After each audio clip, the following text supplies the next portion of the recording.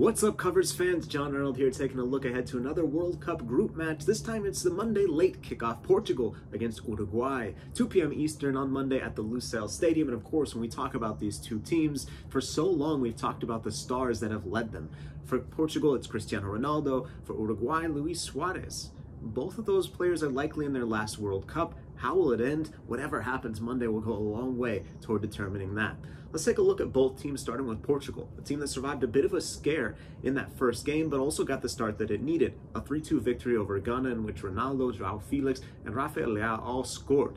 Leão was electric off the bench, and I think his inclusion, plus the way that Portugal was able to play sometimes later in the match, might give manager Fernando Santos a bit of thought about the way that he's approached this game. But maybe not. He's played the same way for quite some time, leaning on that defense. But if he's going to do that, he needs better individual performances than he got in the Ghana game. So ultimately, it's the result Portugal needs, but I think it's a wake-up call. And if Portugal doesn't answer, it might be the end of their tournament much earlier than they hoped.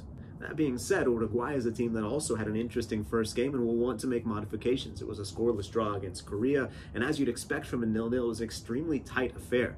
Uruguay only able to manage one shot on target in that game, and they might need to modify from the system that manager Diego Alonso has in place. I wonder if they go to a 2-forward setup, putting Suarez next to Nunez, which would require changes further back, obviously. Maybe they stick with the 4-3-3 and just hope that it turns out a bit better.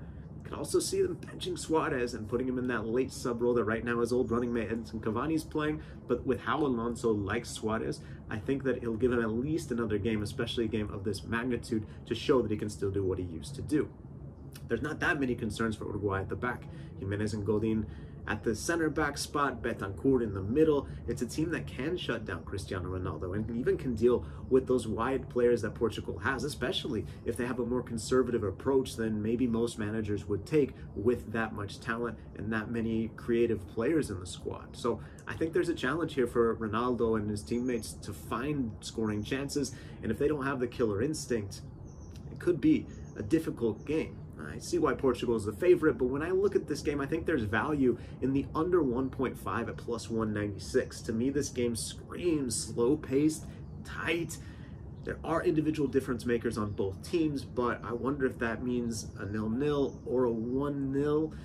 I also like the halftime full-time at plus 360. Straight draw might not be enticing enough, but I think that when you add the halftime, it might be something where you can get some good value. Either way, I think it's going to be a great game with a lot of enticing moments, interesting plays, and great stars, like a lot of these games have been at the World Cup. Hope you've been enjoying the tournament. Hope you've been sticking with us at Covers. We'll be back soon with more picks. Talk to you then.